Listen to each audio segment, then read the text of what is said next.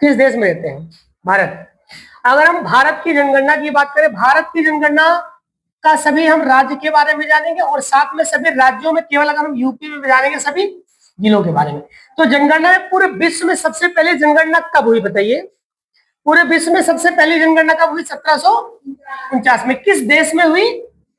Sweden में हुई। वही विश्व में बात करें, पूरे विश्व में सबसे पहले, देखो पहली जनगणना पूरे विश्व में तो स्वीडन में हुई, लेकिन 10 सालों के बाद, कितने सालों बाद? नियमित 10 सालों पर, यानी कि सर्वप्रथम 10 की जनगणना कब शुरू हुई? 1790 में। किस देश में? देश में। अगर पहले जनगणना 1 साल 2 साल 3 साल जब होता था अपने मन से कर देते थे लोग, लेकिन नियमित रूप से पूरे विश्व में सबसे पहले 10 वर्ष पर जनगणना कब शुरू हुई? 1700। और कौन से देश में? अगर 10 साल की बात अगर पूछे सबसे पहले जनगणना किस देश में शुरू हुई, तो स्वीडन में ना। भारत में सबसे पहली जनगणना वो हुई 1872 ईस्वी में। मोस्ट इंपोर्टेंट क्वेश्चन हुए, कब हुई? 1872 में। और किसके शासनकाल में हुई? लॉर्ड मेयो के शासनकाल में। वही, और दूसरा सबसे ज्यादा इंपॉर्टेंट क्वेश्चन वाला क्वेश्चन है कि भारत में सबसे पहले, चाहे नियमित कह दे, चाहे वास्तविक कह दे, चाहे कह दे प्रत्येक 10 वर्ष पर, कितने वर्ष पर? हर 10 साल पर भारत में जनगणना होगी। इसकी शुरुआत कब से हुई? 1881 में। और किसके शासनकाल में? लॉर्ड रिपन के शासनकाल में। सबसे पहली जनगणना भारत में कब शुरू हुई? 1800 किसके शासनकाल में? और क्वेश्चन देखो, ये 3 तरीके से पूछे, हो सकता है आपसे नियमित पूछ ले तो कब बताएंगे? 1800। वास्तविक पूछ ले तो प्रत्येक 10 वर्ष में पूछ ले तो किसके शासनकाल में? और सबसे पहले लॉर्ड मेयो, और नियमित रूप से लॉर्ड रिपन के शासनकाल। भारत में जो जनगणना है कौन से अधिनियम के तहत की जाती है? भारत की जनगणना अधिनियम है 1948 के अधिनियम यानी कानून के तहत भारत में जनगणना होती है। और आजादी से पहले, कब? आजादी से पहले, यानी कि जो अंतिम जनगणना हुई थी वो कब हुई थी? 1941 में हुई थी, क्योंकि हमारा देश 1947 में आजाद हो गया था। क्या हो गया था? तो आजादी के पहले 1941। अगर 1941 में अगर हम 10 ऐड करेंगे कितना आएगा? 1951। तो 1941 में क्या हमारा देश आजाद था? नहीं, है ना। आजादी के ठीक पहले पहली जनगणना कब हुई थी? 1900। वो कौन से क्रम की थी पूछा जाता है, वो कौन सी थी?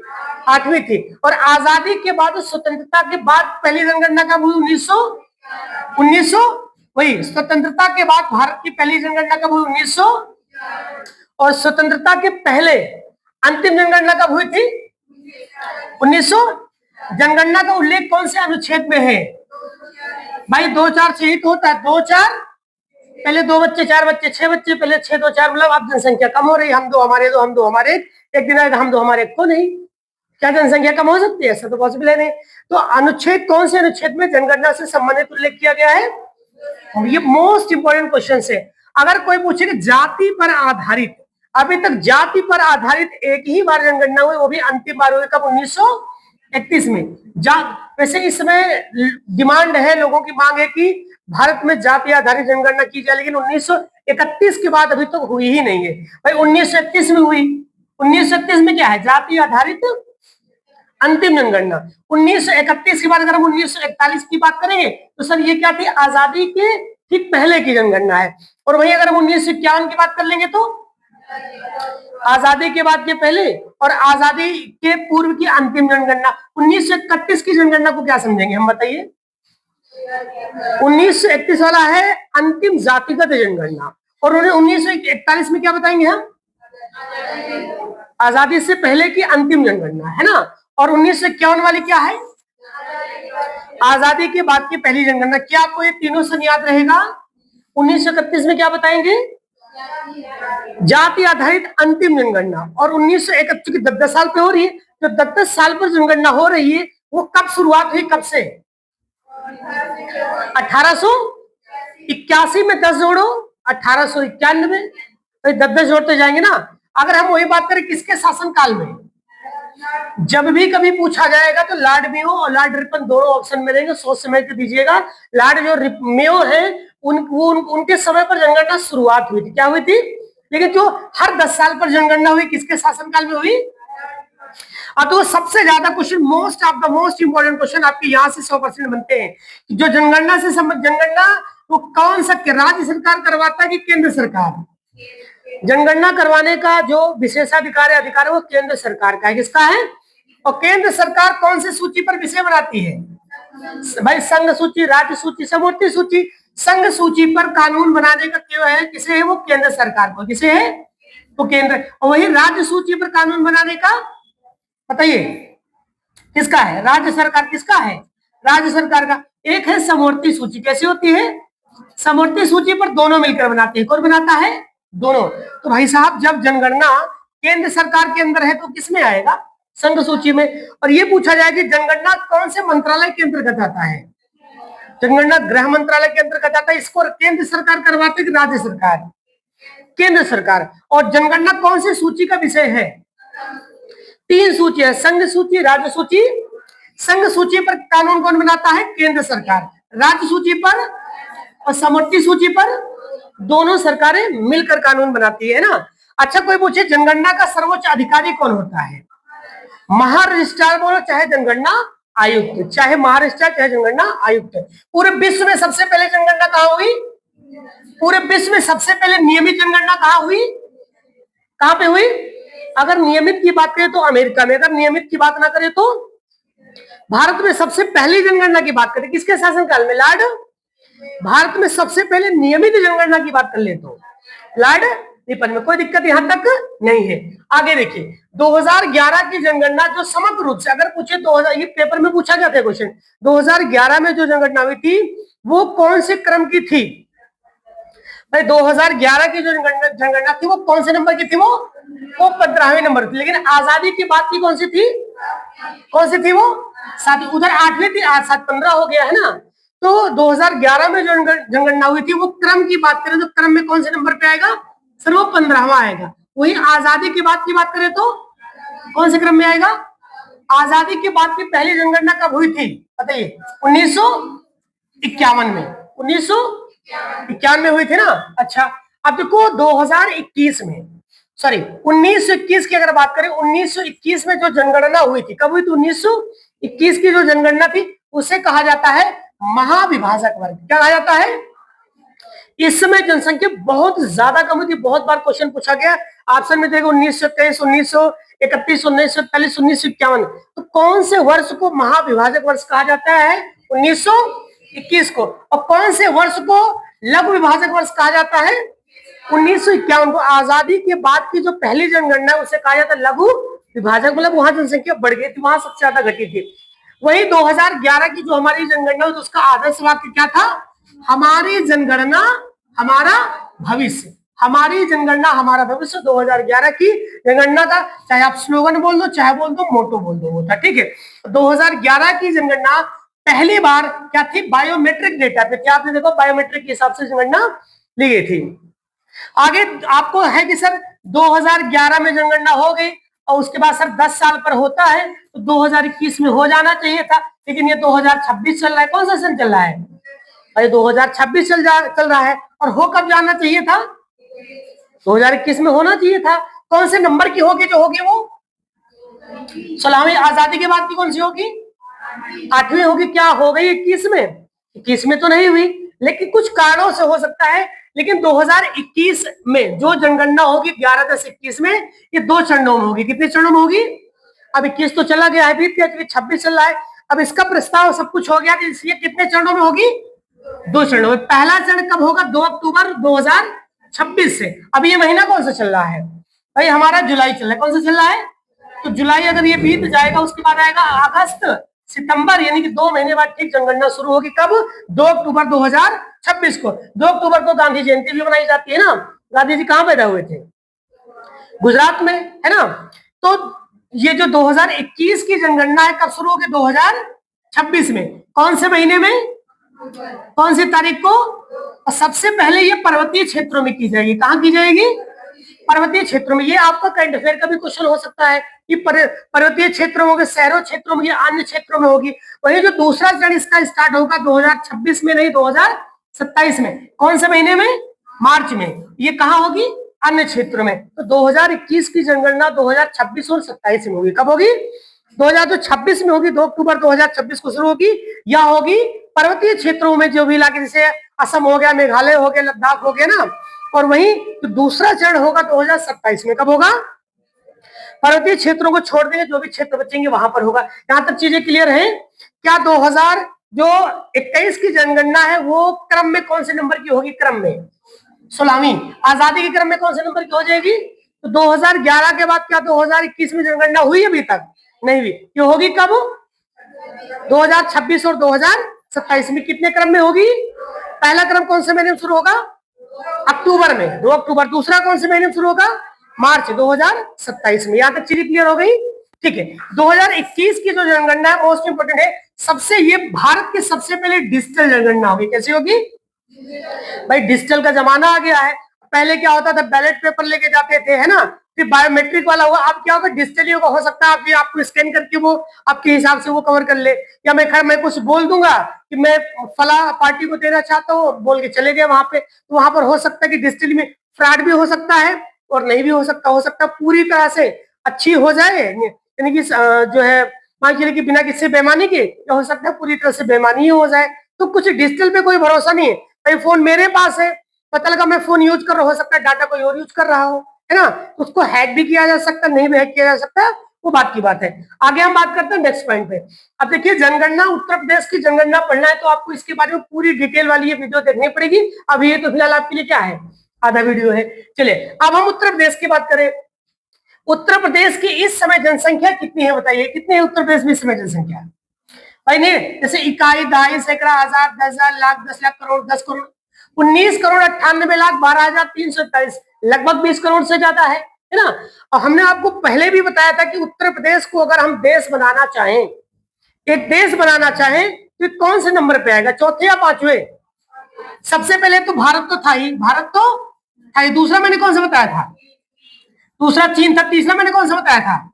इधर चले आओ, मैंने कहा जो उत्तरी अमेरिका का ना, यूएसए हो गया। चौथा कौन सा हो गया? चौथा हमारा इंडोनेशिया। क्या हो जाएगा? इंडोनेशिया। पांचवें नंबर पे क्या हो जाएगा? अगर पांचवें बनाओगे उत्तर प्रदेश एक देश बन जाएगी इतनी जनसंख्या। छठे नंबर पे कौन सा हो गया है? तो ब्राजील को छोड़कर ये उसको पीछे कर दिया उत्तर प्रदेश से। इतनी जनसंख्या उत्तर प्रदेश की, सोचो कई देशों से बहुत ज्यादा, है ना। तो अगर पूरे विश्व की बात करें तो जनसंख्या भारत में उत्तर प्रदेश का 5वें नंबर पे आएगा। कौन से नंबर पे आएगा? लगभग सोचो 20 करोड़ जनसंख्या है। अगर ये भारत के कुल, अगर हम जैसे ये पूरा भारत है, क्या है? पूरा भारत में 100% होना चाहिए। कितने परसेंट होना चाहिए? 100% में केवल यूपी का योगदान कितना है? यूपी का 16.5% है। कितने परसेंट है? 16.51%। कितना भाई? 28 राज्य प्लस 8 केंद्रों में, 28 राज्य 8 केंद्रों में सभी को मिला दो तो अकेले पार्टिसिपेट 16.5%। सोचो उत्तर प्रदेश की जनसंख्या है ना। पूरे भारत में कंपेयर करेंगे तो भारत की तुलना में कितने परसेंट है भाई? 16.5। अगर 16 चुको 16 पंचे 80, 5 राज्य मिल जाती है, जनसंख्या खत्म। सोचो इतनी ज्यादा जनसंख्या है। तो भारत की कुल जनसंख्या में उत्तर प्रदेश की भागीदारी कितने परसेंट है? 16.5, यानी कि 16.51%। वही भारत के परिदृश्य में उत्तर प्रदेश का जनसंख्या में कौन सा स्थान है? 28 राज्यों में अगर हम बात करें तो उत्तर प्रदेश का सबसे पहला स्थान है। अगर वही बात करें पुरुष कितने परसेंट है? 52.29, यानी कि दोनों कह सकते हो। अगर इसको मैं 100 से घटा दूं तो आएगा 47.41। अगर बात करें जनसंख्या वृद्धि दर, क्या 2011 की जनगणना में जनसंख्या बढ़ी है? हाँ बढ़ी है। कितने परसेंट बढ़ी है भाई? 2001 में जनगणना हुई थी, 2001 में 10 जोड़ो कितना होगा? 2011। तो 2011 में जो जनगणना हुई कितने परसेंट बढ़ी है? ये मोस्ट इंपॉर्टेंट क्वेश्चन, इसको जरूर याद करिएगा। तो 2011 में जो जनगणना की वृद्धि दर आंकी गई है वो कितनी है? 20.23%। इतनी जनसंख्या बढ़ी है। बढ़ी है कि घटी है? बढ़ी है। कौन से वर्ष की तुलना में? 2011 की तुलना में 2001 में जनसंख्या बढ़ी है कि घटी है? बढ़ी है। कितने परसेंट? इस डाटा को जरूर याद रखिएगा। 20.23, 19.8, 15.6 ऐसे दे देगा ऑप्शन में, तो हमेशा आंसर क्या बताएंगे? 20.23। स्वतंत्रता के बाद सबसे ज्यादा जनसंख्या कौन से वर्ष बढ़ी थी? 1991 से 2000 एक में। देखो 1991 से 2001 में अभी तक का रिकॉर्ड है, पूरे के पूरे 15 बार जनगणना हुई, आपने कहा है ना, कितनी बार? 15 बार जनगणना में सबसे ज्यादा अगर बात करें कि सबसे ज्यादा जनसंख्या बढ़ी है तो 1991 से 2001 के बीच कितने परसेंट बढ़ी है? 25.85%। कब? 1991 से 2001 में। वही अगर 2001 से 2011 की बात करें, 2001 से 2011 की बात करें तो कितने परसेंट बढ़े? ये भी मोस्ट इंपोर्टेंट है, 20 दशमलव कितना, 23%। आपका ये दोनों विकल्प पे रहेगा, याद रखिएगा। अगर पूछे सर्वाधिक पूछे तो हम क्या बताएंगे? 25.85। अगर पूछे कि 2011 में कितनी बढ़ी है, कितना बताएंगे? 20 ये दोनों परसेंटेज आपके लिए most of the most important question बन जाएंगे और विकल्प में दोनों रहेंगे, ठीक। तो दोनों डाटा को माइंड में रखिएगा। अगर स्वतंत्रता के समय, यानी कि स्वतंत्रता के समय जब हमारा देश आजाद हुआ, उस समय हमारे देश की साक्षरता कितनी थी? मात्र 12%। बहुत कम लोग पढ़ा लिखा करते थे। लेकिन जो 2011 की जनगणना हुई है, कब की हुई है? 2011 की जनगणना में अगर हम बात करें साक्षरता कितने परसेंट हो गई है? 67.68%। कितने लोग पढ़ लिख लिए हैं? अगर 2011 के समय उत्तर प्रदेश में कितने जिले थे भाई? जब 2011 की जनगणना हुई तो उत्तर प्रदेश में मात्र 71 जिले थे। कितने थे? उसके बाद 4 और बन गए, कितने हो गए? 75। आपको बताया 72वां जिला 2010 में बना था, मैंने इसके बारे में बताया था, है ना। और 2011 में लगातार 3 जिले बनाए गए, है ना। कौन सा? हापुड़, शामली और संभल। ये कब बने? 2011 में। ये क्वेश्चन पूछा था कि 2011 की जब जनगणना हुई तो उस समय उत्तर प्रदेश में कितने जिले थे? 71 थे। कितने थे बाबू? 71। अब उसके बाद कितने हो गए? 75, ठीक है। तो ये आपका, अब इसके आगे अगर हम बात करेंगे थोड़ा सा तो देखें, ये डाटा आपके लिए most of the most important question रहना। अब यहां से रियल में आपके उत्तर प्रदेश से जो 1 लाइनर क्वेश्चन बनेंगे मोस्ट इंपोर्टेंट रहेंगे। बाकी यूपीएससी और पीसीएस के लिए तो 3-3 जिले, 4-4 जिले कवर करना है। वनडे एग्जाम का यूपी यूपीएस आएगा केवल 1 जिले याद करना है बस आपको, ठीक है। अगर ये बात करें कि जनसंख्या उत्तर प्रदेश की बात कर रहे हैं ना कि हम भारत की, तो जनसंख्या उत्तर प्रदेश में सबसे ज्यादा कौन से राज्य जिले की है? किस जिले की है? सबसे ज्यादा प्रयागराज की है। और सबसे कम कहां की है? महोबा। मैंने कहा इसकी ट्रिक याद कर लो भैया, महुआ की दारू पी पी के आधे लोग चल बसे, तो महुआ में बहुत कम हो गई। सबसे ज्यादा संगम है, गंगा यमुना सरस्वती के लोग भर भर के जाते हैं वहां, ऐसा कह सकते हो। तो सबसे ज्यादा जनसंख्या बाबू कहां है? सबसे कम। अगर कोई पूछे कि जनसंख्या, देखो क्वेश्चन ऐसे पूछेगा, अगर पूछे उत्तर प्रदेश के किस जिले में सबसे ज्यादा जनसंख्या, वृद्धि शब्द लगा दिया और केवल हम जनसंख्या याद करके गए तो प्रयागराज में मार के चले, काम नहीं कर दिया, आयोग ने हमारा क्वेश्चन गलत कर दिया। सबसे ज्यादा जनसंख्या, एक शब्द आगे वृद्धि भी देख लीजिएगा, यहीं से लोग गड़बड़ाता है। सबसे जनसंख्या सबसे ज्यादा बढ़ी हुई है, कहां की बढ़ी? गौतम बुद्ध नगर की। कहां की? अगर पूछे उत्तर प्रदेश में सबसे ज्यादा जनसंख्या किस जिले की है? प्रयागराज। उत्तर प्रदेश में सबसे ज्यादा जनसंख्या वृद्धि किस जिले की हुई है? दोनों में डिफरेंट है, एक में वृद्धि हुई, एक में ऑलरेडी है। तो सबसे ज्यादा जनसंख्या किस जिले की है? सबसे ज्यादा वृद्धि किसकी हुई है? गौतम बुद्ध नगर। और सबसे कम वृद्धि कहां की हुई है? कानपुर नगर। आपने बंबई बम्बाते कानपुर गंधात कहते हैं ना, तो कानपुर में बहुत कम बढ़ी है। क्या बढ़ी है? बहुत कम। तो वो शिक्षित है, सबसे शिक्षित जिला कौन सा है? तो वहां की जनसंख्या बढ़ गई, मतलब पढ़े लिखे लोग जनसंख्या बढ़ा रहे हैं। क्यों भाई, ऐसा है क्या? अच्छा पढ़ा रहे, हो सकता है बढ़ा क्या रहे हैं, हमारे दिखी रहा है, में डाटा बता रहा है। अगर हम वही साक्षरता की बात करें, किसकी बात करें? सबसे साक्षर, जैसे गौतम बुद्ध भाई उपदेश दिया करते थे, ऐसे याद कर लो। तो गौतम बुद्ध नगर सबसे शिक्षित क्या है? जिला है। और सबसे कम शिक्षित, मैंने श्रावस्ती को याद करने का भी तरीका बताया था कि बुद्ध जी उपदेश से संबंधित, हम लोग तो यहाँ उपदेश दे दिए, पहले उपदेश दे दिए, ज्यादा पढ़ लिख ले, बाद में पढ़बे ना करे, है ना। उपदेश पहले दे दिए कि हमको उपदेश मिल गया, पढ़बे ना कर। तो सबसे कम शिक्षित जिला कौन सा है? बोलो। सबसे साक्षर जिला गौतम बुद्ध, और सबसे कम, इसको जरूर कि श्रावस्ती में उपदेश से संबंधित कुछ है मुझे लगता है, तो पहले उपदेश आगे इसलिए पढ़े नहीं पे, तो क्या होगा? सबसे कम साक्षर जिला है। तो सबसे अधिक साक्षर कौन सा है? बुद्ध जी। दोनों बुद्ध से रिलेटेड हो जाएगा। अगर हम देखो साक्षरता के 6 क्वेश्चन बनेंगे, एक तो सबसे ज्यादा साक्षर, एक सबसे कम साक्षर, एक पूछेगा सबसे ज्यादा पुरुष साक्षर कौन सा? भाई सबसे ज्यादा साक्षर कौन सा है और सबसे ज्यादा पुरुष में साक्षर? ये नहीं पूछेगा सर्वाधिक महिला वाला पूछेगा, कौन सा पूछेगा? आपके हिसाब से इसमें भी गौतम बुद्ध नगर ही आना चाहिए था, लेकिन ये अपवाद क्वेश्चन हो गया। कैसा हो गया भाई? अगर हम कोई पूछे सबसे ज्यादा साक्षर की पूछे, क्या पूछे? सबसे ज्यादा साक्षर, तो क्या बताओगे? गौतम बुद्ध नगर, यही तो बताओगे। और सबसे ज्यादा पुरुष साक्षर क्या है, तो क्या बताओगे? गौतम। और सबसे ज्यादा महिला साक्षर, तो चेंज हो गया, ये चेंज हो गया ना। तो एग्जामिनर आपका 100% रखेगा यही वाला क्वेश्चन। कौन सा रखेगा भाई? साक्षरों में जब सब पढ़े लिखे में यही ना है, तो पुरुष पढ़ा लिखा ही है, ये अपवाद क्वेश्चन बन गया। एग्जामिनर ऐसे क्वेश्चन बना देगा। अगर बात करें सबसे ज्यादा साक्षर जिला, तो गौतम बुद्ध। सबसे ज्यादा पुरुषों में साक्षर जिला, तो सर वही है, सारे बड़े पड़े, लेकिन वहां की महिलाएं कम है। सबसे ज्यादा महिला साक्षर कहाँ है? हमारे यहाँ बगल की कानपुर नगर की। या साक्षरता में 3 क्वेश्चन याद रहेगा। सबसे ज्यादा साक्षर जिला, और सबसे ज्यादा पुरुष साक्षर वाला जिला, सबसे ज्यादा महिला साक्षर वाला जिला, पक्का। सबसे कम साक्षर जिला आप बताओ, कौन सा?